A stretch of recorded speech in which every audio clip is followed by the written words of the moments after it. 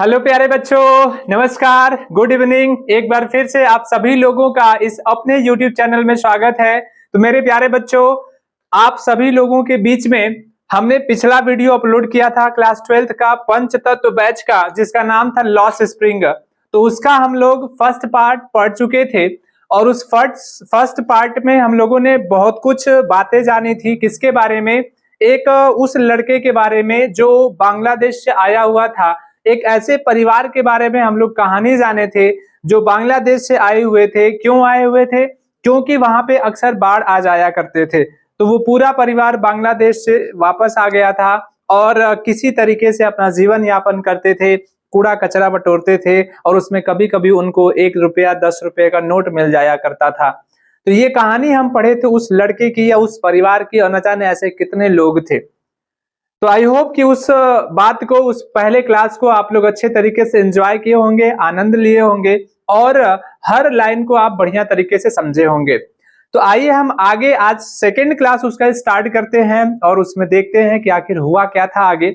हमने कुछ बातें उसमें पढ़ी थी और क्या पढ़ी थी कि वो जो लेखिका थी एनी जंग जो है, वो एक लड़के को बार बार देखती है कूड़ा कचरा बटोरते हुए और उस लड़के से कहती हैं कि आखिर तुम स्कूल क्यों नहीं जाते हो। तो वो लड़का कहता है कि मैडम जी, हमारे गांव में कोई स्कूल नहीं है, इसलिए हम नहीं जाते हैं। तो लेखिका कहती है कि अगर मैं स्कूल खोल दूंगी तो क्या तुम वापस पढ़ने आओगे? तो लेखिका और वो लड़का कहता है कि हाँ, मैं जरूर पढ़ने आऊंगा। फिर उसके कुछ दिन बाद में लेखिका आती है उसी जगह पे। तो लड़का जब उस लेखिका को देखता है तो कहता है कि मैडम जी, क्या आपका स्कूल रेडी हो गया है? तो लेखिका ने उस लड़के को जवाब दिया और कहा कि नहीं बच्चे, अभी बहुत टाइम लगता है स्कूल बनाने में, छोटा मोटा काम नहीं, बहुत टाइम लगता है। तो ये सारी बातें हम लोग पढ़े थे और उसके बाद में हम लोग मुकेश की कहानी पढ़े थे। मुकेश नाम का एक लड़का था, साहिब नाम का लड़का था, उसकी कहानी हम लोगों ने पढ़ा था। अब आइए हम लोग देखते हैं आगे हुआ क्या था कहानी में। लास्ट आप लोगों ने पढ़ा होगा, यहां तक पढ़ा होगा, क्या पढ़ा होगा कि जो उन्हें जब लेखिका जाती है एक जगह पे, ओडीपी का एक व्यक्ति था और उसने अपने बचपन की कहानी इनको बताया था कि मेरे पास एक जोड़ी जूता भी नहीं रहता था। तो उसने देवी माँ के सामने, एक लड़के ने देवी माँ के सामने प्रार्थना किया था कि मुझे एक जोड़ी जूता मिल जाए। और जब एक जोड़ी जूता उस लड़के को मिल गया था तो उसने ये भी प्रार्थना किया था कि हे देवी माँ, मेरा वो जूता कभी हमसे न खोए, चाहे कुछ भी हो जाए, मेरा जूता मेरे पास रहे। ये कहानी हम लोग पढ़ चुके थे। अब आगे देखते हैं कि होता क्या है उस कहानी में। समझिएगा ध्यान से, हर लाइन का अर्थ समझिएगा। कहानी में थोड़ा आगे चलते हैं और एनी जंग जो इसकी राइटर हैं, लेखिका हैं, वो क्या कहती हैं उन बच्चों के बारे में जो बिना जूते के रहते हैं। क्या कहती हैं समझिएगा ध्यान से। कहा जा रहा है यहाँ पर, कहती हैं वो कि my acquaintance with the barefoot rag pickers leads me to Seemapuri. क्या कहती हैं बच्चों? यहाँ पर कहा जा रहा है, कहती हैं कि माई एक्वेंटेंस यानी कि मेरा परिचय। एक्वेंटेंस माने जानते हैं क्या होता है? परिचय। क्या होता है बच्चों? परिचय। तो मेरा परिचय जो है किसके साथ में? With the barefoot rag pickers. Bear foot बच्चों के साथ में। रैग पिकर्स जानते हैं क्या होता है? रैग पिकर्स माने होता है कूड़ा कचरा बटोरने वाले, और बेयर फुट माने जानते होंगे नंगे पैर जो रहते हैं उनको बेयर फुट कहा जाता है। तो कहती है वो कि मेरा परिचय, वो भी किसके साथ में? नंगे पैर जो कौन है? रैग पिकर्स है, नंगे पैर जो कूड़ा कचरा बटोरने वाले लोग हैं, उनके साथ मेरा परिचय। लीड्स मी, लीड्स मतलब ले जाता है, मी का मतलब मुझे ले जाता है कहाँ? टू सीमापुरी। यानी कि इसी तरीके से उन छोटे बच्चों के साथ में जो नंगे पैर चलते हैं, उन्हीं के साथ धीरे धीरे परिचय आगे बढ़ता है और ऐसे करते करते वो कहाँ पहुंच जाती हैं? सीमापुरी पहुंच जाती हैं। और सीमापुरी एक जगह है और उसके बारे में कहा जा रहा है कि a place on the periphery of Delhi. और एक ऐसा एक प्लेस है, एक स्थान है ऑन द पेरिफेरी। एक पेरिफेरी मतलब, पेरिफेरी का मतलब जानते होंगे सीमा होता है, और किसकी सीमा पर स्थित है? दिल्ली। दिल्ली जानते होंगे, दिल्ली। तो ये सीमापुरी एक ऐसा प्लेस है जो दिल्ली के सीमा पर स्थित है। येट का मतलब फिर भी, माइल्स अवे फ्रॉम इट। फिर भी दिल्ली के सीमा पर तो स्थित है उसके, लेकिन उससे वो फिर भी कितना दूर है? माइल्स अवे, मीलों दूर है। और मेटाफोरिकली आया हुआ है, मतलब क्या होता है? लाक्षणिक रूप से। तो अगर लाक्षणिक रूप से देखा जाएगा तो यहाँ पर वो दिल्ली के सीमा पर जरूर स्थित है, लेकिन फिर भी वह उससे मीलों दूर स्थित है। आई बात समझ में? और फिर कहते हैं आगे कि those who live here are squatters. और कहती हैं कि दोज यानी कि वो लोग हु लिव हियर, जो यहाँ रहते हैं, आर स्क्वैटर्स, वो कौन है? स्क्वैटर्स हैं। स्क्वैटर्स का मतलब गैर कानूनी बाशिंदे हैं। स्क्वैटर्स का मतलब क्या? गैर कानूनी बाशिंदे, यानी कि गैर कानूनी तरीके से रहने वाले लोग हैं। उनके पास कोई भी वो पहचान नहीं है, आइडेंटिटी नहीं है, जिसकी वजह से वो यहाँ पर रह सके। अगर गवर्नमेंट चाहिए तो उसको एनी टाइम क्या कर सकते हैं, वहां से वो निकाल सकते हैं, भगा सकते हैं। तो इसलिए उनको बोला गया है कि वो लोग जो यहाँ पे रहते हैं वो क्या हैं? स्क्वैटर्स हैं, गैर कानूनी बाशिंदे हैं। हु केम फ्रॉम बांग्लादेश, जो बांग्लादेश से आए हुए हैं वापस। कब आए हुए थे? 1971 में, 1971 में वापस आए हुए थे। कहां से? बांग्लादेश से वापस आए हुए थे। क्यों आए हुए थे? क्योंकि वहां पर अक्सर क्या आ जाया करते थे? बाढ़ आ जाया करते थे, जिसकी वजह से उनके घर और खेत बह जाते थे और उनको भूखे रहना पड़ता था। तो उसकी वजह से वो लोग यहाँ पर आए हुए थे। फिर कहता है आगे, लेखिका कहती है साहेब फैमिली इज अमंग देम, कि साहेब का जो फैमिली है, साहेब जो छोटा सा लड़का था जो नंगे पैर घूमता रहता था, तो साहेब का परिवार इज है अमंग देम, उनके बीच में से एक है, चाहे उनमें से एक है, किनमें से एक है, वही परिवार जो बांग्लादेश से वापस आए हुए हैं। कब आए हुए थे? 1971 में आए हुए थे। उन्हीं परिवारों में से साहेब का भी एक परिवार है। और Seemapuri was then a wilderness, और फिर सीमापुरी के बारे में कहा जा रहा है कि वाज था, देन तब, अ वाइल्डरनेस था। वाइल्डरनेस का मतलब होता है सघन, वाइल्डरनेस का मतलब होता है बीहड़। तो उस टाइम पर जो सीमापुरी था वो काफी बीहड़ था। इट स्टिल इज, और यह अभी भी है, स्टिल का मतलब अभी भी है, बट लेकिन it is no longer empty, लेकिन अब यह उतना ज्यादा एम्प्टी नहीं है, उतना ज्यादा अब खाली नहीं है। इन स्ट्रक्चर्स ऑफ मड, अब देखिएगा सीमापुरी के बारे में क्या विशेषता बताई जा रही है कि इन स्ट्रक्चर्स ऑफ मड, मड के स्ट्रक्चर्स में, यानी कि वहां पर मड का मतलब वैसे तो कीचड़ होता है, तो कीचड़ के या फिर मिट्टी के स्ट्रक्चर्स में वहां पर जो घर बने हुए हैं उसके बारे में बताया जा रहा है कि उन मिट्टी के स्ट्रक्चर्स में, स्ट्रक्चर बनावट, संरचना, ढांचा होता है, तो उस मिट्टी के ढांचा में with roofs of tin and tarpaulin, जिसके रूफ किसके बने हुए हैं? टीन और तिरपाल के बने हुए हैं। समझ पा रहे होंगे? टीन और तिरपाल के बने हुए उस मिट्टी के ढांचे में, उस मिट्टी के घर में डिवाइड ऑफ सीवेज, जहां पर डिवाइड ऑफ सीवेज है मतलब नाली रहित, कोई नाली नहीं है, यानी कि नाला बहता रहता है केवल, अच्छा नाली नहीं है, ठीक।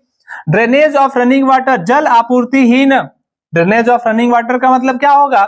जल आपूर्तिहीन, वहां पर जल की कोई व्यवस्था नहीं है। उस मिट्टी के घरों में लीव रहते हैं, कौन रहते हैं? 10,000, 10,000 रैग पिकर्स, कौन रहते हैं? 10,000 कूड़ा बटोरने वाले रहते हैं। कहां पर रहते हैं? उस टीन और तिरपाल के बने हुए मिट्टी के घरों में 10,000 रैग पिकर्स रहते हैं, जहां पर अच्छे से न खाने की व्यवस्था है, न नाली की व्यवस्था है, और ना ही पानी की व्यवस्था है।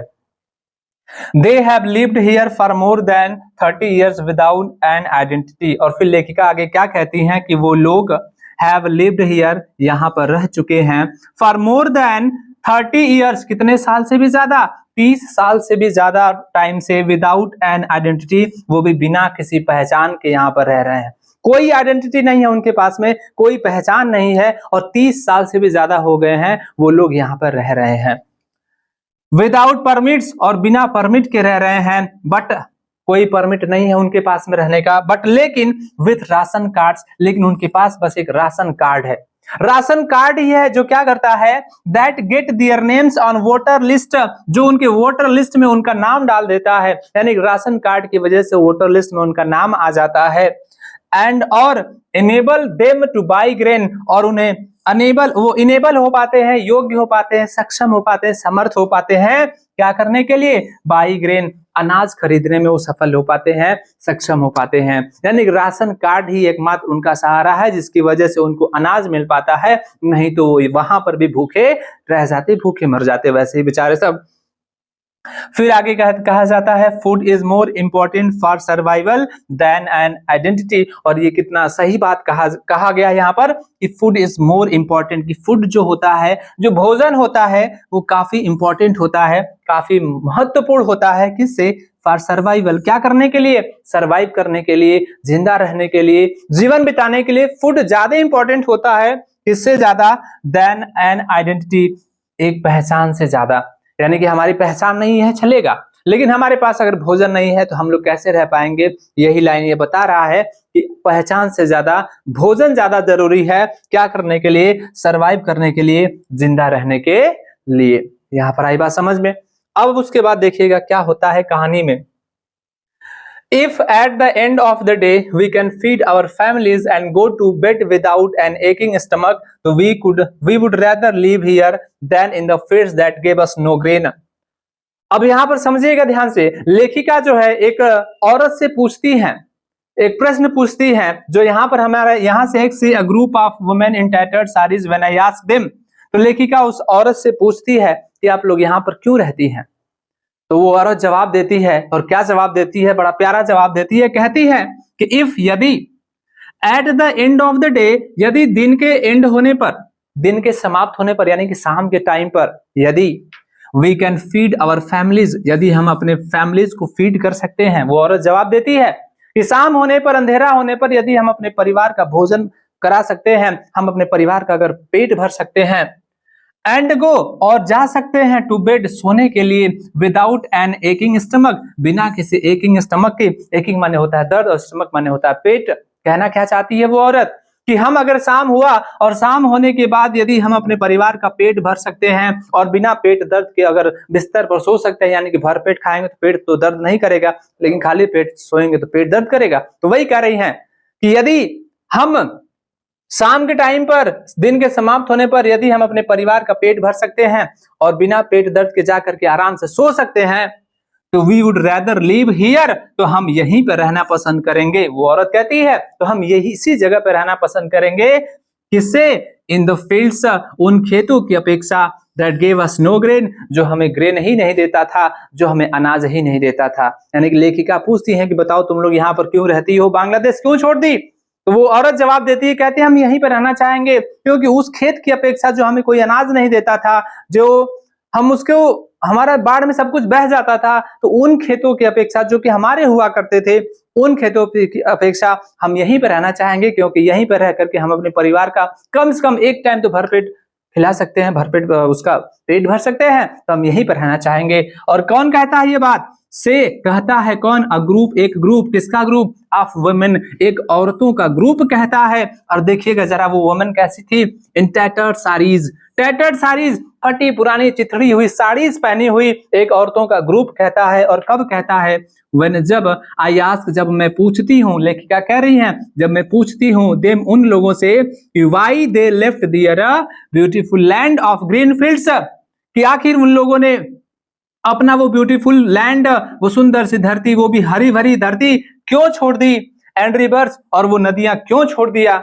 जब मैं ये प्रश्न पूछती हूँ उस औरत से, तो उन औरतों का, फटी हुई साड़ी पहनी हुई औरतों का ग्रुप कहता है कि मैंने इसी वजह से वहां पर रहना हम लोगों ने क्या कर दिया? छोड़ दिया। आई बात समझ में? क्यों छोड़ दिया? क्योंकि वहां पर रह करके वो भी क्या करते थे? खाली पेट ही रह जाते थे। समझ में आया बात? अब आगे क्या होता है? Wherever they find food they pitch their tents. अब लेखिका उनके बारे में बता रही हैं कि वेयर एवर, जहां कहीं भी, दे फाइंड फूड, जहां कहीं भी उन्हें भोजन मिलता है, जहां कहीं भी, कोई प्रॉपर फिक्स जगह नहीं है उनका, जहां कहीं भी उनको भोजन मिलता है, तो दे पिच दियर टेंट्स, तो वे वहीं पर अपने टेंट को, अपने तंबू को पिच कर लेते हैं, यानी कि लगा लेते हैं।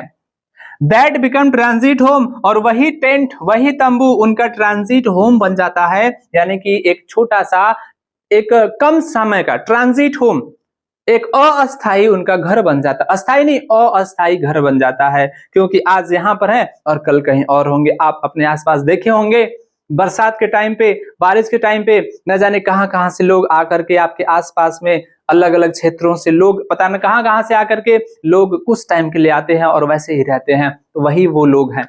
समझ में आई बात? फिर आगे क्या होता है? Children grow up in them, और उन्हीं टेंट में, उन्हीं छोटे से झोपड़ी में बच्चे क्या होते हैं? ग्रो अप इन देम, उन्हीं टेंट में, उन्हीं घरों में बच्चे ग्रो होते हैं, बच्चे बड़े होते हैं। बिकमिंग पार्टनर्स इन सर्वाइवल, और उस सर्वाइवल में एक दूसरे के पार्टनर्स भी बनते हैं, एक दूसरे के भागीदार भी बनते हैं। एंड सर्वाइवल इन सीमापुरी, और सीमापुरी में सर्वाइव करने का जो अर्थ होता है, मीन्स का मतलब अर्थ, सीमापुरी में अगर सरवाइव करना है, जीवन बिताना है, रहना है, तो उसका अर्थ क्या होता है? रैग पिकिंग करना होता है, यानी कि कूड़ा कचरा बटोरना होता है। यानी कि सीमापुरी में अगर जीवन बिताना है तो वहां पर केवल कचरा कूड़ा बटोर करके ही जीवन बिता सकते हैं, नहीं तो ऐसे काम करके नहीं बिता सकते हैं। कौन लोग? ये लोग बेचारे जो बाहरी हैं, जो बांग्लादेश से आए हुए थे 1971 में। अब आगे क्या कहती है लेखिका कि through the years it has acquired the proportions of a fine art. कहती है कि थ्रू द ईयर्स यानी कि कई वर्षों से, थ्रू द ईयर्स वर्षों से, इट हैज एक्वायर्ड इसने एक्वायर्ड कर लिया है, इसने प्राप्त कर लिया है। क्या प्राप्त कर लिया है? The proportions of fine art. Fine art का मतलब होता है ललित कला। तो इसने वर्षों से, कई साल बीत गए हैं, कई वर्षों के बाद इसने एक ललित कला का प्रोपोर्शंस यानी कि एक ललित कला का एक रूप धारण कर लिया है, प्राप्त कर लिया है। Garbage to them is gold.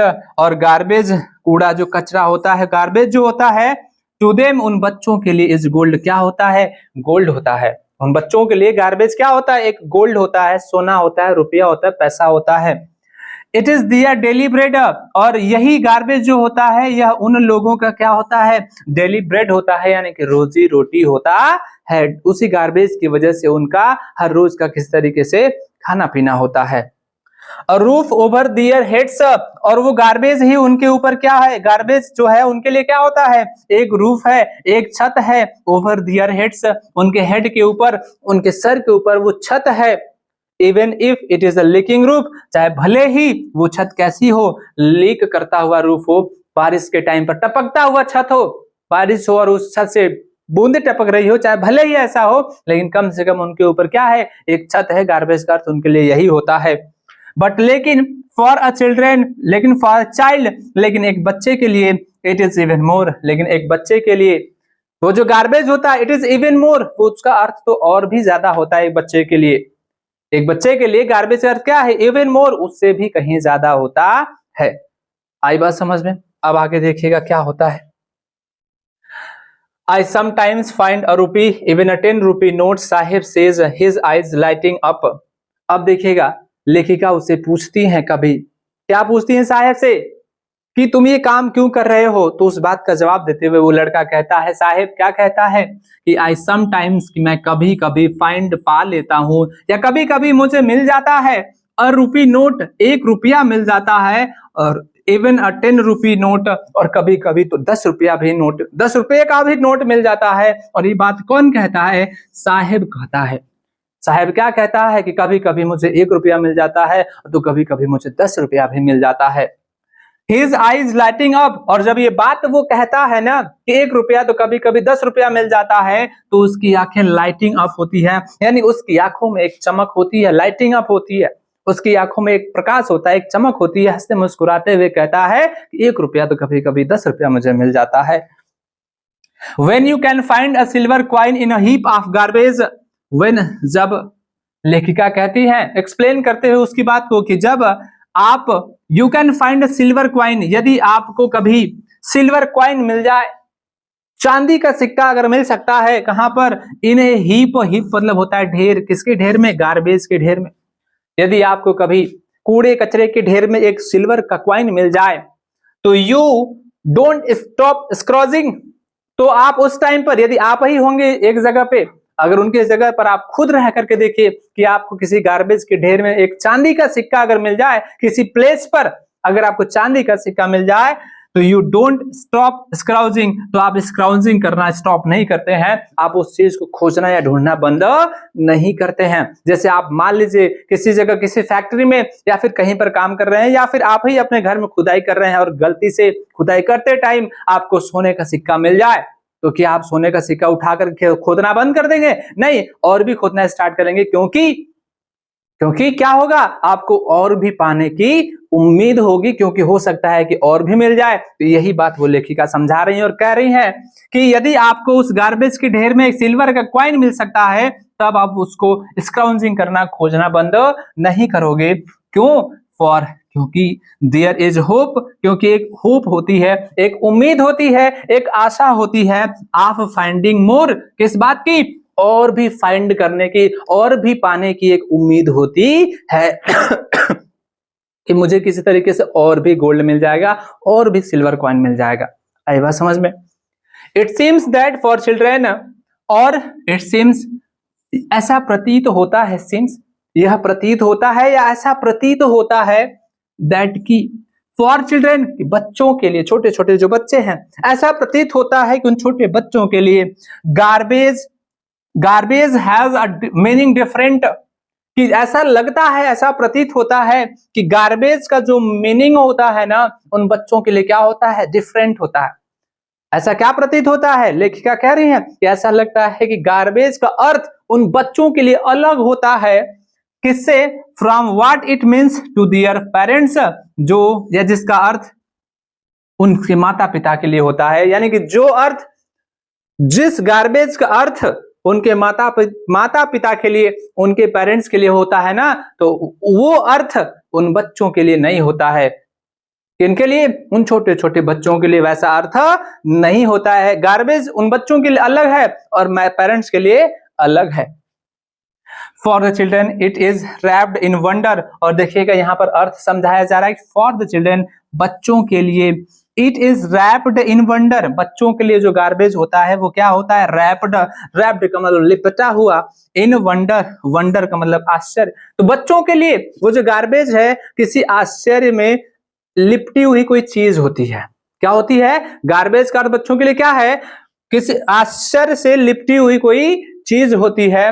For the elders, और बड़े लोगों के लिए, जो एल्डर्स हैं, जो उसके पेरेंट्स हैं, उन लोगों के लिए it is a means survival, कि गार्बेज का अर्थ क्या है, सर्वाइव करना है, किसी तरीके से जीवन बिताना है।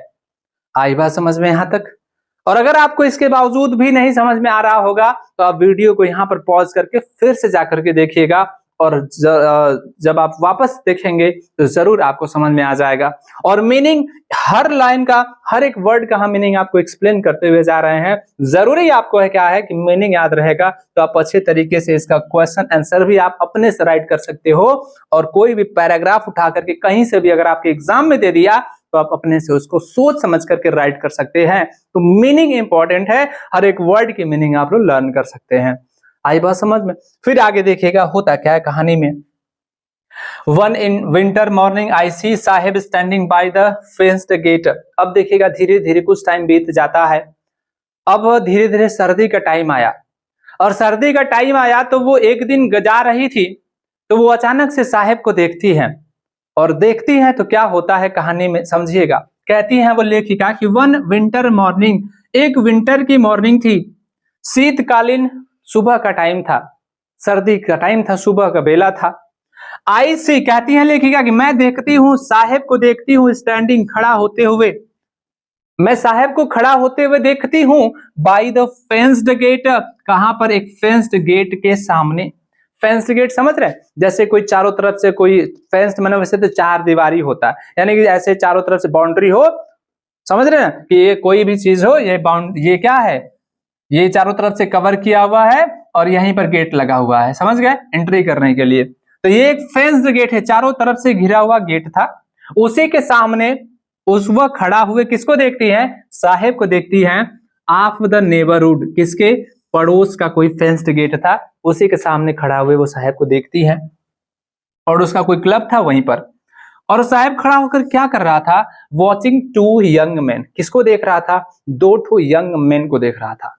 किसको देख रहा था, दो यंग मैन थे, दो युवक आदमी थे, व्यक्ति थे, उनको देख रहा था।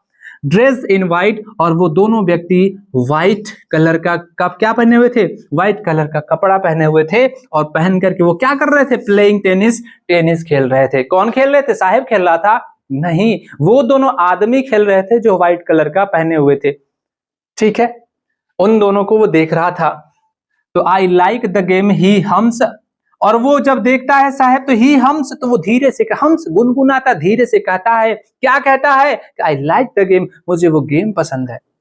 धीरे से कहता है कि मुझे वो गेम पसंद है। कौन सा गेम, वो जो लोग खेल रहे हैं टेनिस का गेम, मुझे वो गेम पसंद है। वो लड़का साहेब कहता है, content to watch it standing behind the fence, और वो देख करके ही कंटेंट है, कंटेंट है मतलब संतुष्ट है, टू वॉच देख करके, इट उसको, उस गेम को देख करके, स्टैंडिंग खड़े होकर के, बिहाइंड द फेंस उस फेंस के पीछे, उस चार दीवारी के पीछे खड़े होकर के उस गेम को देख करके बेचारा संतुष्ट हो रहा है और कहता है मुझे गेम पसंद है। और फिर आगे क्या कहता है कि I go inside when no one is around, he admit, और वो इस बात को एडमिट करता, लेखिका उससे पूछती है कैसे बताओ तुम अंदर जाते हो, कभी जाते हो कि नहीं जाते हो, तो वो एडमिट करता है, वो स्वीकार करता है और मानता है और बताता है, कहता है कि आई गो इनसाइड, मैं अंदर जाता हूं, उस अंदर फेंस गेट के अंदर जाता हूं, कब, जब नो वन इज अराउंड, जब आसपास कोई नहीं रहता है ना, तो मैं अंदर चला जाता हूं।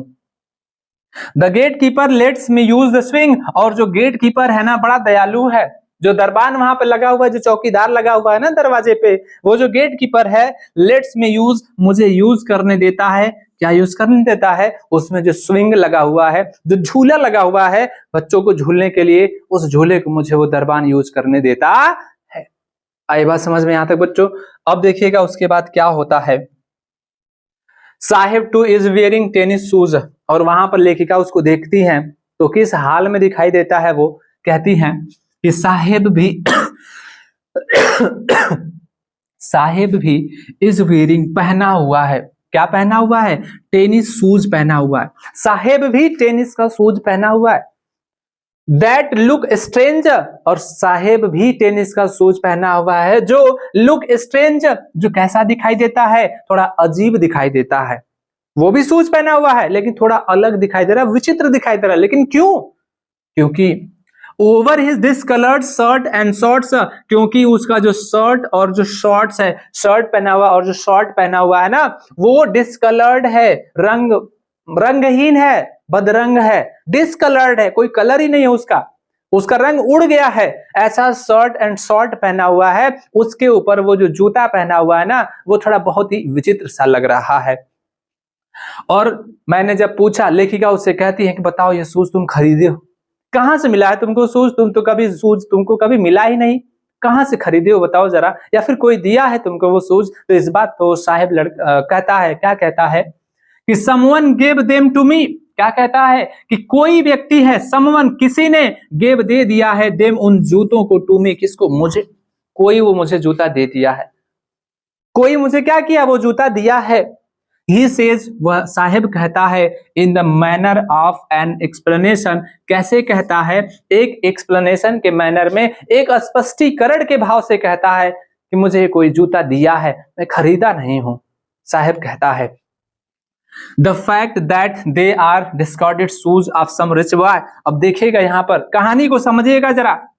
द फैक्ट, और फैक्ट ये है, मेन मुद्दा ये है, तथ्य ये है कि क्या है कि दे आर डिस्कार्डेड शूज, कि वो जो जूते पहने हुए हैं ना, जो शूज वो पहना हुआ है वो डिस्कार्डेड है, मतलब किसी के त्यागे गए जूते हैं, वो किसी के छोड़े गए जूते हैं, वो भी किसके? ऑफ सम रिच बॉय, किसी अमीर लड़के के। यानी कि वो जूता ऐसे यूं ही उसको अच्छा खासा जूता नहीं मिला है, वो किसी अमीर लड़के के डिस्कार्डेड शूज है, किसी अमीर लड़के के छोड़े गए, पहन करके फेंके गए जूते हैं। Who perhaps, जो शायद, perhaps मतलब क्या? शायद, refused, और वो अमीर लड़का आखिर उस जूते को क्यों छोड़ दिया होगा, क्यों फेंक दिया होगा? जो शायद refused, जो शायद वो अमीर लड़का उस जूते को पहनने से मना कर दिया होगा, because of मनी की वजह से, a hole in one of them, किस वजह से? A hole in one of them, यानी उन जूतों में से किसी एक शूज में क्या था? होल था, उसकी वजह से उस अमीर लड़के ने उन जूतों को पहनने से इनकार कर दिया था, और वही जूता कौन पहना हुआ था? वो साहेब पहना हुआ था। और लेकिन वो होल वाला जूता ही पहना हुआ है, लेकिन डज नॉट बोदर हिम, लेकिन वो जो जूता जो पहना हुआ है ना साहेब, डज नॉट बोदर हिम, वो छेद वाला जूता, वो होल वाला जूता भी उसे, उस साहेब को बोदर नहीं करता है, चिंतित नहीं करता है। यानी कि वो फटा हुआ जूता पहनकर भी वो साहेब जो लड़का है वो खुश है। क्यों खुश है? क्योंकि वो जीवन में कभी उसको जूता नसीब तक नहीं हुआ था, लेकिन वो पहली बार किसी तरीके से उसको जूता मिला था, चाहे भले ही वो क्या हो लो किसी में, लेकिन कम से कम जूता तो पहना था, वो इसी बात से खुश है। फॉर वन हु हैज, अब देखो आगे लाइन में समझाया भी जा रहा है, फॉर क्योंकि, वो फटा हुआ जूता उसे बिल्कुल भी परेशान नहीं करता। क्यों? क्योंकि वह व्यक्ति, वन का मतलब यहाँ पर कोई एक लड़का, कोई भी लड़का हो चाहे आदमी हो चाहे लड़की, कोई भी, हु हैज वॉक्ड बेयरफुट, वह व्यक्ति जो क्या किया हो, वॉक्ड बेयरफुट, जो नंगे पैर ही वॉक किया है, वह व्यक्ति जो नंगे पैर ही चला है। तो even shoes with a hole, तो एक होल वाला शूज भी, वह व्यक्ति, वह लड़का जो जिंदगी भर पैदल चला है, नंगे पैर चला है, तो उस लड़के के लिए, उस व्यक्ति के लिए एक होल वाला शूज भी इज होता है, क्या होता है? अ ड्रीम, एक सपना। कैसा सपना? कम ट्रू, यानी कि एक सपने सच होने के बराबर होता है। एक होल वाला शूज ही उस लड़के के लिए, उस व्यक्ति के लिए उसका सपना सच होने के बराबर लगता है। समझ गए? बट द गेम, लेकिन वह गेम, ही इज वॉचिंग, जो क्या कर रहा है, देख रहा है। दरवाजे के बाहर खड़ा होकर के वह गेम, कौन सा गेम? वो टेनिस का गेम जो वो लड़का देख रहा है ना, सो इंटेंटली, कैसे देख रहा है? इतने इंटेंटली पूर्वक, इतने ध्यान से, लगन से, मन से जो वो गेम वो देख रहा है ना वो लड़का, is out of his reach, वो उसकी पहुंच से बाहर है।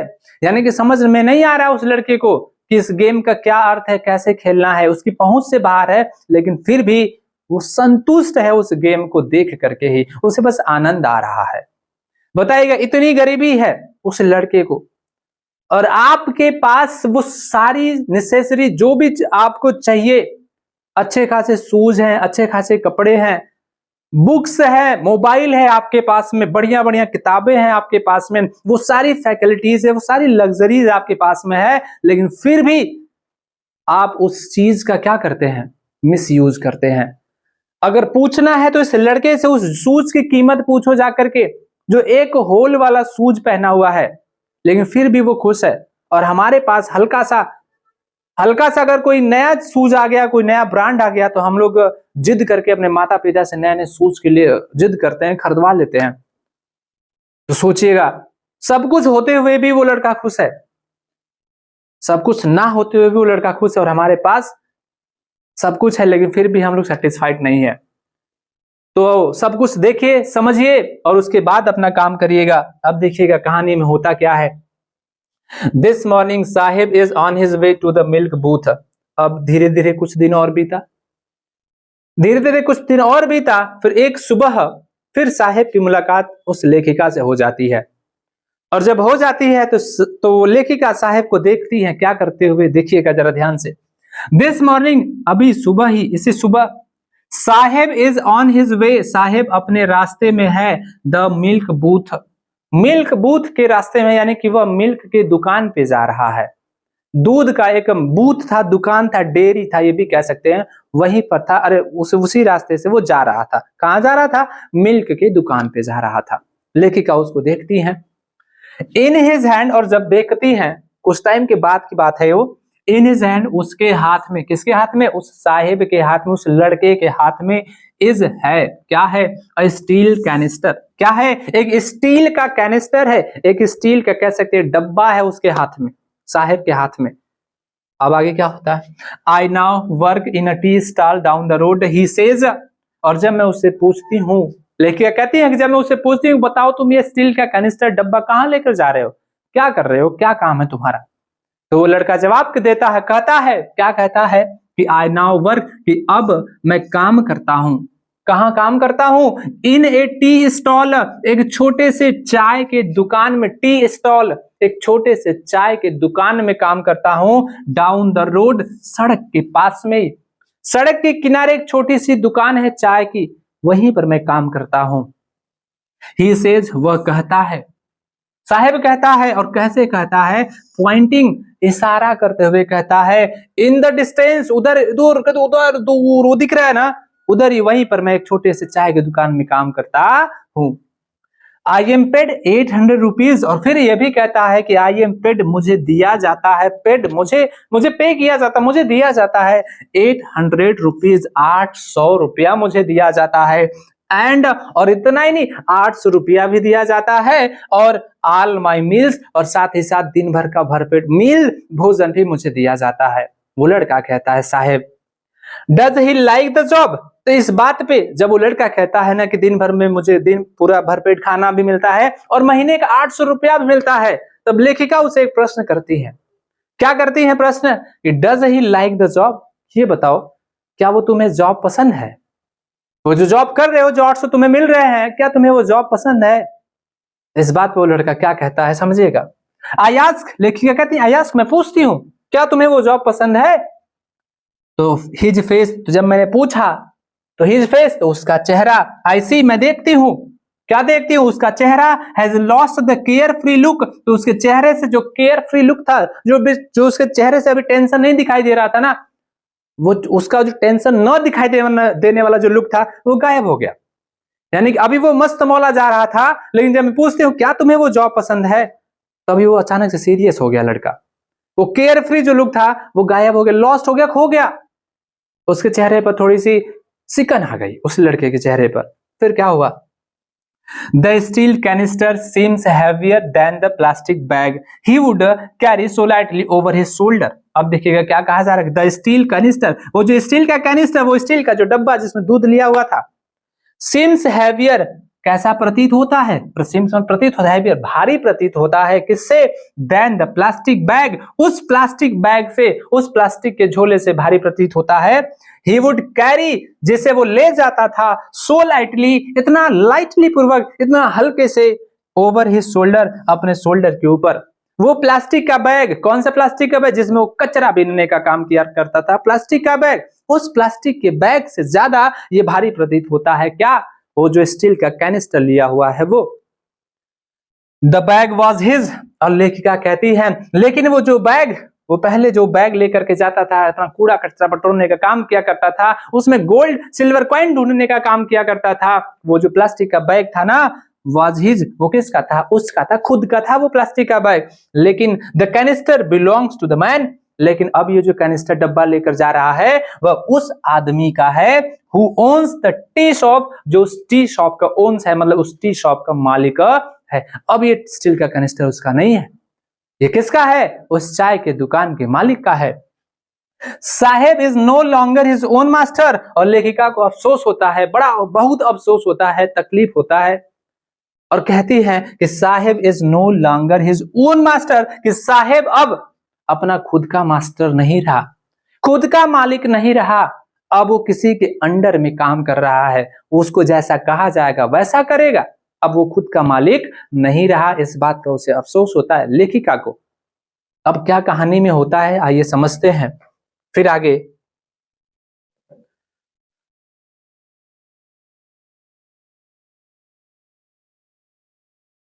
देखिएगा।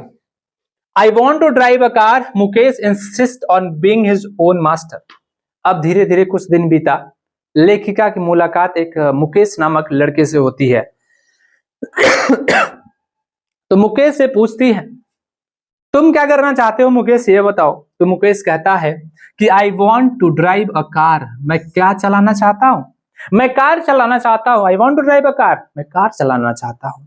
और ये कौन कहता है, मुकेश इंसिस्ट, जोर देकर कहता है, दबाव देकर कहता है, on being his own master, यानी कि खुद का मालिक बनने को दबाव से कहता है कि मैं खुद का मालिक रहूंगा, मैं किसी और के अंडर में काम नहीं करूंगा, मैं अपने मन का मालिक रहूंगा, खुद के मालिक होने का वो दबाव देता है, और कहता है कि मैं क्या करूंगा, मैं क्या करूंगा, एक कार चलाऊंगा। मुकेश कहता है I will be a motor mechanic, और फिर कहता है कि मैं मोटर मैकेनिक बनूंगा। ये अनाउंसेस, वो अनाउंस करता है, वो तेज से चिल्ला करके कहता है मैं मोटर मैकेनिक बनूंगा। Do you know anything about cars, तो जब इतनी बात वो कहता है कि मैं मोटर मैकेनिक बनूंगा, मुकेश कहता है, तो मुकेश से लेखिका पूछती है, आई आस्क, लेखिका पूछती है, क्या पूछती है कि do you know anything about cars, क्या तुम्हें कार के बारे में कुछ भी पता है, कार के बारे में कुछ जानते भी हो कि खाली मोटर मैकेनिक बन जाओगे, लेखिका पूछती है उससे। तो I will learn to drive a car, तब वो मुकेश कहता है कि आई विल लर्न, मैं लर्न कर लूंगा ना, मैं सीख लूंगा, क्या सीख लूंगा, ड्राइव अ कार, एक कार चलाना, कार को ड्राइव करना मैं सीख लूंगा, मेरे लिए आसान है, मुझे क्या दिक्कत है, मेरे मन में जिद है कुछ करने का, अलग करने का, सबसे मैं सीख लूंगा कार चलाना। ही आंसर्स, वह जवाब देता है, आंसर उत्तर देता है, और कैसे, looking straight into my eyes, और इधर उधर देखना ही नहीं, देखता नहीं है, लुकिंग स्ट्रेट, सीधा देखते हुए, स्ट्रेट देखते हुए, इनटू माय आईज, मेरी आंखों में, लेखिका की आंखों में घूर के देखता, कहता है कि मैं कार चलाना सीख लूंगा, मैं खुद का मालिक बनूंगा। स्ट्रेट देखता है लेखिका की आंखों में। His dreams looms like a mirage amidst the dust of streets that fill his town, Firozabad. अब जब इतना उसके सपने को देख करके, उसका सपना है कार चलाना, मोटर मैकेनिक बनना, तो उसके सपने के बारे में लेखिका कहती है, क्या कहती है कि हिज ड्रीम, उसके सपने, लूम्स, प्रतीत होते हैं, लूम्स मतलब प्रतीत होते हैं, उसके सपने प्रतीत होते हैं, कैसे? लाइक अ मिराज, मिराज का मतलब मरीचिका, जानते होंगे, मरीचिका जानते होंगे कि आप रेगिस्तान में गए होंगे, या फिर आपको सड़क पर ही दिखाई देता होगा कि रेगिस्तान में गए होंगे तो दूर आपको पानी दिखाई देता है, लेकिन जब आप वहां पर पहुंचते हैं तो वहां पर पानी नहीं, फिर से रेत दिखाई देता है, वही तो मरीचिका होता है, भ्रम होता है, एक छलावा होता है। तो उसी को कहती है कि उसके जब जो सपने हैं वो एक मरीचिका के समान प्रतीत होते हैं, किसके बीच में? एमिड्स, बीच में, किसके बीच में? द डस्ट ऑफ स्ट्रीट्स, उस स्ट्रीट, डस्ट ऑफ स्ट्रीट्स, उस धूल भरी गलियों में। डस्ट ऑफ स्ट्रीट्स यानी कि जो गलियां हैं जो कैसी डस्ट से भरी हुई है, जो गलियां धूल से भरी हुई हैं, उस गलियों में उसके सपने मरीचिका के समान प्रतीत होते हैं। That fill his town, Firozabad, और जो धूल उसके फिरोजाबाद में भरा हुआ है, यानी कि फिरोजाबाद की गलियों में जो यहाँ पे धूल ही धूल है, मिट्टी ही मिट्टी है, हर जगह कचरा ही कचरा है, वैसी जगह पर उसके सपने एक मरीचिका के समान प्रतीत होते हैं, यानी कि लेखिका को लगता है कि नहीं, ये ऐसा कुछ कर ही नहीं पाएगा। जो फेमस, और फिरोजाबाद की गलियां जो क्या है, फेमस है, फेमस प्रसिद्ध है फॉर इट्स बैंगल्स, किसके लिए? बैंगल्स के लिए, चूड़ियों के लिए फेमस है। तो यहां पर क्वेश्चन बनेगा फिरोजाबाद किसके लिए फेमस है? चूड़ियों के लिए फेमस है। Every other family in Firozabad, अब लेखिका आगे फिर क्या कहती है? एवरी अदर फैमिली, हर दूसरे परिवार में, हर दूसरे परिवार में, इन फिरोजाबाद, फिरोजाबाद में, तो फिरोजाबाद के हर दूसरे परिवार में, इज इंगेज, हर दूसरा परिवार इंगेज है, व्यस्त है, बिजी है, क्या करने में? इन मेकिंग बैंगल्स, चूड़ियां बनाने में। नहीं, फिरोजाबाद के हर गली नुक्कड़ पे, हर घर में, हर लोग बिजी है, क्या करने में? केवल बैंगल्स बनाने में, चूड़ियां बनाने में। और it is the centre of India's glass blowing industry, और ये जो फिरोजाबाद है ना, वो क्या है? एक सेंटर है, एक केंद्र है, मध्य भाग है, सेंटर पॉइंट है किसका? ऑफ इंडियाज, भारत का ग्लास ब्लोइंग इंडस्ट्री, भारत का जहां पे ग्लास ब्लोइंग इंडस्ट्री है, जहां पे ग्लास को बना करके, ग्लास को गला करके उसको चूड़ी बनाने का आकार जो दिया जाता है ना, उस ग्लास ब्लोइंग इंडस्ट्री का भारत का वो क्या है? सेंटर है, कौन? फिरोजाबाद। और वेयर, जहां पर फैमिलीज हैव स्पेंट, और उस जगह पे फिरोजाबाद नामक जगह पे, जहां पे परिवारों ने, फैमिलीज, न जाने कितने परिवारों ने स्पेंड कर दिया है, क्या? जनरेशंस, न जाने कितनी पीढ़ियां बिता दी है, जनरेशंस बिता दिए हैं, वर्किंग, क्या करते हुए? काम करते हुए, अराउंड फर्नेसेस, कहां? फर्नेसेस, जो उसमें भट्टियां होती है। अब ऐसे कांच बनाना, रे बैंगल्स बनाना तो आसान तो बनेगा नहीं, कांच को गलाएंगे तभी तो बैंगल्स बनेगा। तो भट्टियों के आसपास, भट्टियों के चारों तरफ बैठ करके, बस भट्टियों के आसपास बैठ के काम करते हुए न जाने कितने परिवारों ने अपनी पीढ़ियां बिता दी हैं। क्या करते हुए? वेल्डिंग ग्लास, ग्लास को वेल्ड करते हुए, वेल्डिंग करते हुए, मेकिंग बैंगल्स, चूड़ियां बनाते हुए, फॉर ऑल द वुमेन, उन सभी औरतों के लिए, इन द लैंड, इस लैंड पर, इस धरती पर जितनी भी औरतें हैं, इट सीम्स, ऐसा प्रतीत होता है, इस धरती पर जितनी भी औरतें हैं उन सब के लिए चूड़ियां बनाते हुए न जाने कितने परिवारों ने क्या कर दिया है? अपना पूरा पीढ़ियां बिता दिया है। यहां तक बात समझ में आ गई? अब उसके बाद देखिएगा होता क्या है कहानी में, समझेगी ध्यान से। Mukesh family is among them, और फिर देखिएगा तो उन फिरोजाबाद की गलियों में जितने भी लोग रहते हैं, चूड़ियां बैंगल्स बनाने का काम करते हैं, तो मुकेश का परिवार इज अमॉन्ग देम, उन्हीं लोगों में से एक है। नन ऑफ देम नो, और उन परिवारों में से कोई भी नहीं जानता है, नन ऑफ देम नो, कोई भी नहीं जानता उन परिवारों में से, दैट की इट इज इलीगल, ये जो काम कर रहे हैं ना छोटे छोटे बच्चे, it is illegal for children like him, कि उसकी तरह जो बच्चे वहां पर काम कर रहे हैं, कहां पर? उस ग्लास फर्नेस में, उस कांच की भट्टियों में, with high temperature, high temperature पर, उच्च ताप पर जो इतने बच्चे छोटे छोटे जो काम कर रहे हैं, इन डिंगी सेल्स, उन गंदे गंदे एकदम डिंगी सेल्स, गंदे कोठरियों में जहां पर कोई एयर नहीं है, एंड लाइट, और लाइट भी नहीं है। जहां पर ये काम कर रहे हैं वो छोटे छोटे बच्चे, वो क्या है, वो काम क्या है, इलीगल है, गैर कानूनी है। और ये बात उन परिवारों में से कोई भी नहीं जानता है कि ऐसा करना भी गैर कानूनी काम होता है।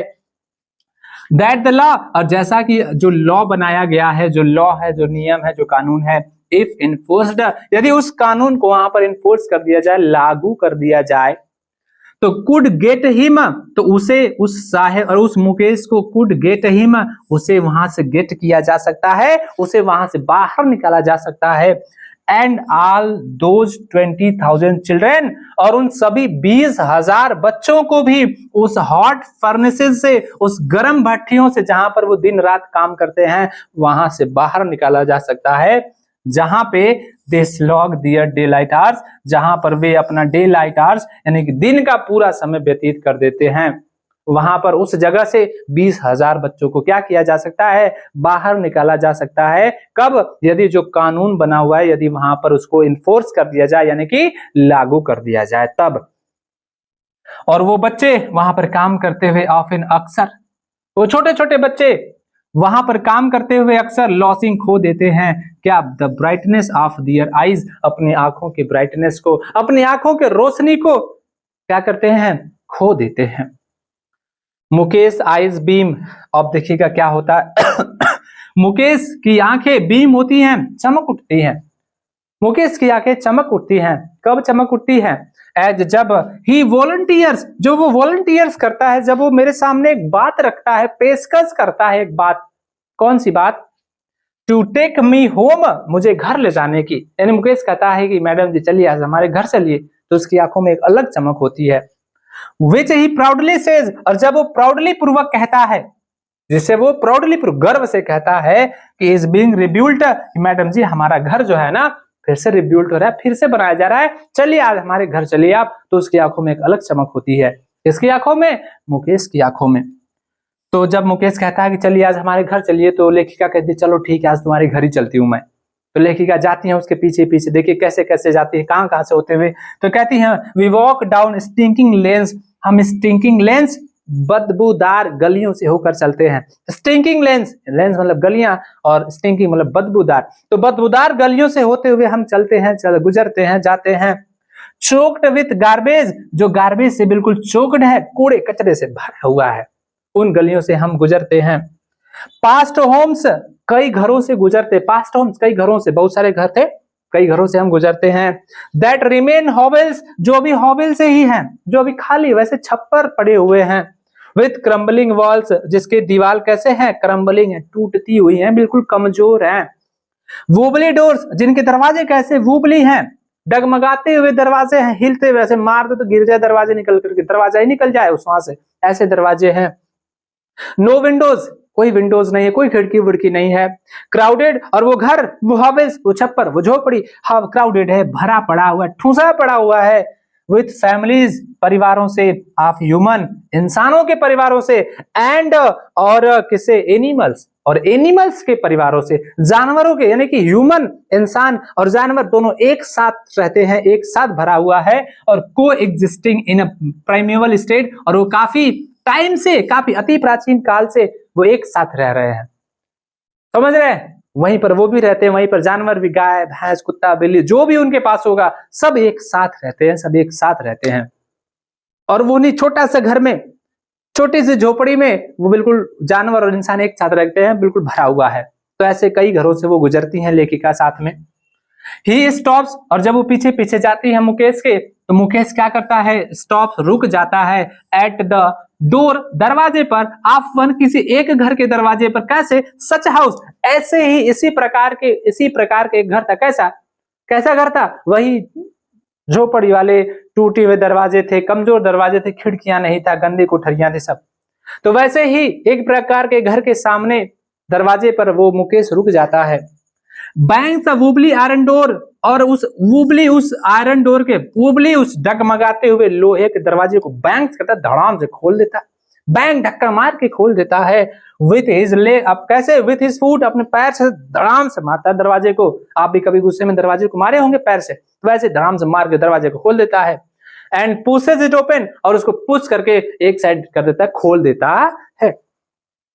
तब क्या होता है जब दरवाजा खुलता है? तो we enter half built shack, तो हम मतलब लेखिका और मुकेश इंटर प्रवेश करते हैं एक आधे बने हुए शेक झोपड़ी में। तो हम एक आधे बने हुए झोपड़ी में, अभी आधा आधा बना हुआ बन रहा था, काम चल रहा था, उसमें प्रवेश करते हैं। In one part of it, तो जब हम अंदर गए तो लेखिका क्या देखती हैं? In one part of it, उसके एक पार्ट में, उस झोपड़ी के एक हिस्से में, thatched with dead grass, dead grass सूखी घास थैच्ड थी, यानी कि झोपड़ी का एक हिस्सा जो था ना वो सूखी घास से बिल्कुल थैच था, मतलब सूखी घास से उसको थैच किया गया था, सूखी घास उस पर लगाई गई थी, कवर किया गया था। और फिर क्या था? Is a firewood stove over which, और उसी के नीचे एक फायरवुड स्टोव था। पहले ये स्टोव जानते होंगे, नाम सुने होंगे। तो एक स्टोव था ओवर विच, जिसके ऊपर सीट्स, अब यहां बैठना नहीं होगा, रखा हुआ था लार्ज वेसल, एक बड़ा सा पात्र, एक बड़ा सा बर्तन रखा हुआ था स्टोव पे। आप सिजलिंग स्पाइनस लीव्स, और कैसा बर्तन था? उसमें सिजलिंग, उबल रहा था, खदर बदर कर रहा था, उबल रहा था। स्पाइनस लीव्स मतलब पालक की पत्ती, यानी कि उसमें क्या बन रहा था? साग बन रहा था, पालक बन रहा था, समझ गए?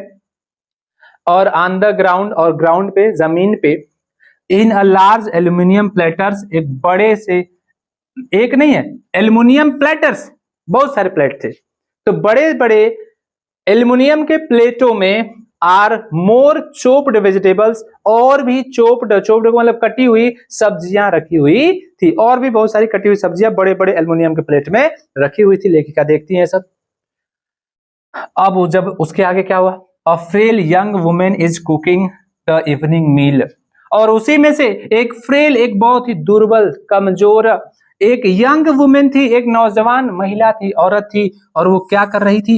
इज कुकिंग, बना रही थी, इवनिंग मील, शाम का भोजन, फॉर द होल फैमिली, किसके लिए बना रही थी? पूरे परिवार के लिए बना रही थी, खाना बना रही थी। Through eyes filled with smoke she smiles, और जब मैं देखती हूँ, जब मैं अंदर जाती हूँ, वो मुझे देखती है, और देखती है तो कैसे देखती है, जरा देखना ध्यान से। थ्रू आईज, आंखों से, थ्रू का मतलब से, आंखों से, कैसी आंखों से? फील्ड जो भरा हुआ था, विथ स्मोक, स्मोक भरा हुआ था, चूल्हे पे खाना बना रही थी ना, तो उसकी आंखों में धुआं लगा हुआ था, धुआं भरा हुआ था, उसकी आंखों से आंसू बह रहे थे, और सी स्माइल्स, वो मुस्कुराती है मुझे देख करके, वो औरत मुस्कुराती है। और वो कौन है औरत? सी इज द वाइफ, वह एक वाइफ है ऑफ मुकेश इल्डर ब्रदर, किसकी वाइफ है वो? मुकेश के बड़े भाई की वो वाइफ है। किसकी वाइफ है? मुकेश के बड़े भाई की वाइफ है वो, और वो खाना बना रही थी। समझ में आई बात यहां तक बच्चों? अब देखना आगे क्या होता है। Not much older in years, और वो जो औरत थी ना, मुकेश की जो वाइफ थी, और मुकेश के बड़े भाई की जो वाइफ थी, not much older in years, और वो अभी उतना साल में ओल्डर भी नहीं थी, ज्यादा बड़ी भी नहीं थी वो। नॉट मच ओल्डर, ज्यादा वो ओल्डर नहीं थी, बड़ी नहीं थी, इन वर्ष, वर्ष उम्र में। She has begun to command respect as the bahu, और उसे बिगन टू कमांड, उसे कमांड मिलना शुरू हो गया था, रिस्पेक्ट एज द बहू, यानी कि बहू का जो रिस्पेक्ट होता है घर में, एक बहू का जो जो सम्मान होता है, वो कमांड उसको मिलना शुरू हो गया था। और बहू को क्या कहा गया है? The daughter in law of the house, घर का जो डॉटर इन लॉ होती है, जो बहू, पतोह भी कहते हैं लोग, तो उसका दर्जा उसको मिलने लगा था उस घर में ऑलरेडी। और उस औरत के ऊपर ऑलरेडी पहले से ही इंचार्ज, चार्ज था, जिम्मेदारी था, आप 3 मेन, 3 पुरुषों का जिम्मेदारी था। और वो 3 पुरुष कौन थे? उसके हस्बैंड, उसके पति थे, मुकेश था, और उनके जो फादर थे वो थे। इन 3 लोगों का उसके ऊपर जिम्मेदारी था। किसके ऊपर? मुकेश के बड़े भाई की पत्नी के ऊपर। When the older man enters, और जब घर में ओल्डर मैन, बड़े बुजुर्ग लोग इंटर करते हैं, प्रवेश करते हैं, तो सी, तो वह जो मुकेश के बड़े भाई की पत्नी थी, she gently withdraws behind the broken wall, तो वो बहुत ही जेंटली पूर्वक, बहुत ही आराम से कहां चली जाती है, ब्रोकन वॉल, टूटी हुई दीवार के पीछे चली जाती है, and brings her veil closer to her face, और दीवार के पीछे जब चली जाती है ना तो करती क्या है, ब्रिंग्स हर वेल, वेल का मतलब क्या होता है बच्चों, घूंघट, क्या होता है, घूंघट, तो वह अपने घूंघट को अपने चेहरे के और पास कर लेती है। जैसा कि आप लोग जानते होंगे, घर में अगर कोई बड़ा बुजुर्ग आदमी आता है तो जो नई नवेली दुल्हन होती है, औरत होती है, वो अपने घूंघट से चेहरे को क्या करती है, ढक लेती है, तो वही वो काम करती है, कहां, उस टूटी हुई दीवार के पीछे जाकर के। एज कस्टम डिमांड्स, जैसा कि वो कस्टम का डिमांड है, रीति रिवाज की मांग है, वैसा वो करती है। डॉटर इन लॉ, और क्या कस्टम है कि जो डॉटर इन लॉज होती हैं, जो घर की बहुएं होती हैं, मस्ट वेल दियर फेसेस, उनको अपने फेसेस को ढक लेना चाहिए घूंघट से, बिफोर मेल एल्डर्स, किसके सामने, जो मेल एल्डर्स हैं, जो पुरुषों में जो एल्डर लोग हैं, जो बड़े लोग हैं, उनके सामने घर की बहुओं को अपने चेहरे को घूंघट से ढक लेना चाहिए, जैसा कि कस्टम का डिमांड है। इन दिस केस, और इस केस में, इस मामले में, द एल्डर, वो जो एल्डर व्यक्ति है, वह इम्पॉवरिश्ड बैंगल मेकर, वो कौन है, वो एक बहुत ही गरीब, इम्पॉवरिश्ड, अत्यंत गरीब चूड़ी बनाने वाला है, बैंगल मेकर है, चूड़ी बनाने का काम करता है। Despite long years of hard labour, despite माने क्या होता है बच्चों, के बावजूद, किसके बावजूद, लॉन्ग ईयर्स, काफी लंबे वर्षों तक, काफी सालों तक, हार्ड लेबर करने के बावजूद, कठिन परिश्रम करने के बावजूद, और वो कठिन परिश्रम कई सालों से काम कर रहा था, तो क्या क्या काम किया था, फर्स्ट एज ए टेलर, एक टेलर का काम किया था, दर्जी का काम किया था, उसमें वो हार्ड लेबर किया उसके बावजूद। फिर उसके बाद एक बैंगल मेकर का काम किया, चूड़ी बनाने का काम किया, इसमें भी हार्ड लेबर करने के बावजूद ही हैज फेल्ड, वो बेचारा फेल हो गया टू रिनोवेट अ हाउस, एक घर का निर्माण कराने में, अपने घर को बनाने में वो बेचारा असफल हो चुका है। Send his two sons to school, और क्या करने में, अपने दो बेटों को, सेंड हिज टू सन्स, अपने दो बेटों को स्कूल भेजने में बेचारा असफल रहा, नहीं भेज पाया कभी भी। काम टेलर का भी किया, बैंगल मेकर का भी काम किया, कई साल काम किया, लेकिन अपने दोनों बेटों को कभी स्कूल नहीं भेज पाया और घर को अपने कभी रेनोवेट नहीं करा पाया। All he has managed to do, और जो भी वो मैनेज कर पाया, वो क्या कर पाया, इज टीच देम, उन बच्चों को सिखा पाया, वो बूढ़ा व्यक्ति, मुकेश और मुकेश के भाई का जो पिता था, वो बूढ़ा व्यक्ति, वो अपने बच्चों को सिखा पाया, व्हाट ही नोज, जो वो जानता था, और वो क्या जानता था, the art of making bangles, चूड़ी बनाने की जो कला होती है वही जानता था, और वही काम वो अपने बच्चों को सिखा पाया। तो बताइएगा बच्चों, क्या आपको यहां तक बातें समझ में आ गई, बताइएगा, क्या आपको यहां तक कहानी अच्छे से समझ में आई होगी, और हमारे बताने पर भी आपको अगर ये कहानी नहीं समझ में आई होगी ना बच्चों, तो आपको समझ लीजिएगा कि बहुत मेहनत करना पड़ेगा। तो आई होप ये कहानी आपको अच्छी लगी होगी। अभी और भी कहानी है। अब ये लेखिका कहां जाती हैं, क्या करती हैं, ये कहानी कहां पर जाकर के खत्म होगी, क्या वो मुकेश मोटर मैकेनिक बन पाएगा, क्या साहेब स्कूल जा पाएगा, बहुत सारे क्वेश्चन आपके मन में होंगे। इन सारे सवालों का जवाब आपको अगले वीडियो में दिया जाएगा। कहानी के लास्ट तक बने रहिएगा बच्चों, बहुत ही अच्छी प्यारी मार्मिक कहानी है, ध्यान से समझेंगे और अपने जीवन में उस चीज को, इस कहानी को पढ़ेंगे तो बहुत सारी चीजें सीखने को मिलेंगी। तो आई होप आप एंजॉय किए होंगे और खूब अच्छे से समझ में आया होगा। इसके बावजूद भी अगर नहीं आपको समझ में आया है तो आप हमसे, जो भी लाइन नहीं समझ में आया होगा, जो भी सेंटेंस, जो भी वर्ड्स आपको नहीं समझ में आया है, तो आप हमें कमेंट करके पूछ सकते हैं, मैं आपको बता दूंगा। लेकिन आई होप कि आपको समझ में आया होगा, खूब अच्छे से समझे भी होंगे। तो अगर आपको ये वीडियो पसंद आ रहा है, क्लास समझ में आ रहा है, तो आप इसको ज्यादा से ज्यादा अपने सभी दोस्तों को, सभी अपने क्लासमेट को शेयर करिएगा। और बाकी के सारे नोट्स आपको प्रोवाइड किया जा रहा है, जैसा कि आपके पास नोटिफिकेशन पहुंच रहा होगा। इंग्लिश का भी हो रहा है, फिजिक्स का भी अब आपके बीच में चला ही रहा है, और बायो का भी आपके बीच में जा रहा है, और केमिस्ट्री का भी आपके बीच में जा रहा है। तो बच्चों, आपके लिए इतना हम लोग मेहनत कर रहे हैं, दिन रात लगे हुए हैं आप लोगों के लिए, ताकि आप अच्छे से समझ पाओ, सीख पाओ। क्योंकि आज के समय में इतना कंपटीशन हो गया कि देख पा रहे होंगे, न जाने लगातार कितने घंटे पढ़ने वाले बच्चे कहीं सेलेक्ट नहीं हो पाते हैं। तो सोचिए आपका क्या होगा। तो आप आज से ही लग जाइए, मन से लग जाइए और कुछ करके दिखाइएगा अपने परिवार के लिए, अपने समाज के लिए। कुछ अलग करना है, कुछ हार्ड मजदूरी करनी, हार्ड लेबर करना है, चाहे कुछ भी हो जाएगा, यही उम्र है कुछ कर गुजरने का। फिर आगे टाइम नहीं मिलेगा बच्चों। तो इसी के साथ हंसते मुस्कुराते रहिएगा, अच्छे से पढ़ते रहिएगा। बाकी पढ़ाने के लिए और आपको मोटिवेट करने के लिए हम लोग हैं। तो बच्चों ख्याल रखिएगा अपना। जय हिंद।